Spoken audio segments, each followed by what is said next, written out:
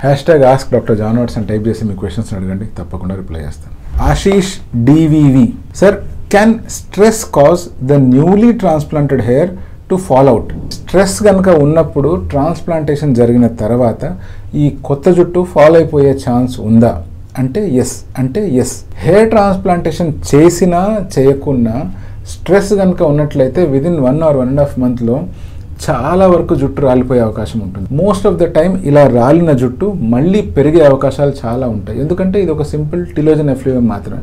But మీకే గనక ఫ్యామిలీలో బాల్డ్నెస్ హిస్టరీ ఉంది అనుకోండి, అటువంటప్పుడు ఈ సింపుల్ స్ట్రెస్ వల్ల అవుతున్న హెయిర్ ఫాల్ కాస్త బాల్డ్నెస్కి ట్రిగర్ అయిపోయి మీకు అర్లీగా బాల్డ్నెస్ డెవలప్ అయ్యే ఛాన్స్ ఉంది. ఇప్పుడు మీరు అడుగుతున్న పాయింట్, స్ట్రెస్ వల్ల కూడా ట్రాన్స్ప్లాంట్ చేసిన వెంట్రుకలు ఫాల్ అవుతాయంటే ఎస్, ఫాల్ అవుతాయి.